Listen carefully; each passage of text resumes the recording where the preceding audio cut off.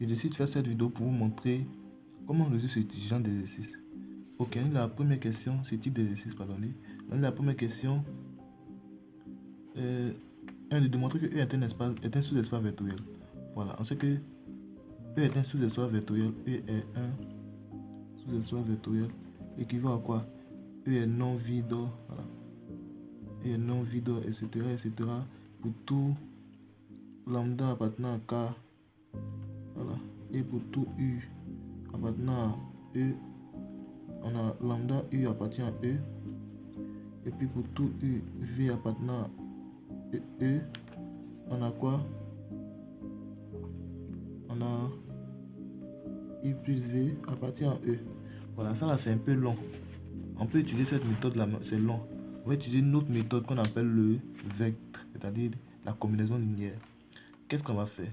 On va dire soit U de coordonnées X, Y appartenant à R carré. Attention, appartenant à E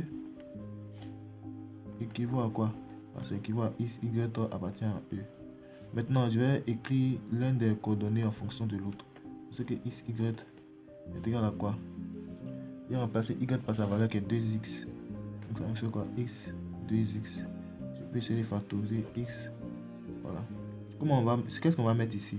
Voilà, vous posez la question. Ici, là, il y a X, non? Donc c'est 1, on va mettre. On met le qui est devant. Ensuite, il met dans Y. Il y a X aussi, donc il met 2. Je prends un autre exemple pour que vous puissiez comprendre. X moins Y, Z, 3X moins Y, 0, 9. Si je factorise, ça me fait X. Ici, il y a X, non? Donc je mets 1. Je m'en vais dans l'autre Y. Il y a X, donc il met 3. Il n'y a pas X ici, il met 0. Je prends le Y. Y, il y a moins 1 ici. Il y a moins 1 ici. Et puis après ici. Donc c'est comme ça on fait. Donc c'est égal à vecteur. Voilà. Donc ça fait vecteur de 1, 2. X, Y. Or, nous savons que l'ensemble des combinaisons linéaires est un sous-espace vectoriel. Donc, E est un SEV. Deuxième question. Généralement, si tu as pu faire la première question, ça va t'aider dans la deuxième question. Pour aller vite. Voilà. Ok, on a quoi?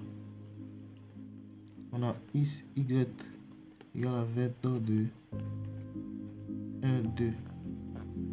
Maintenant, montrer c'est une base. Ça, c'est une base là.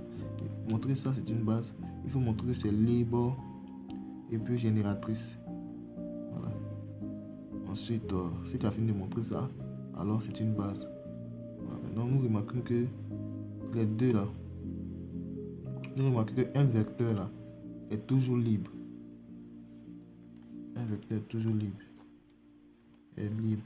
Donc, si c'est libre, ce que ça implique que, en dimension finie, ça implique que E3 est génératrice. Donc, ça implique que base. Maintenant, la dimension, c'est quoi? La dimension, c'est celui qui est à l'intérieur du vecteur là. Donc, dimension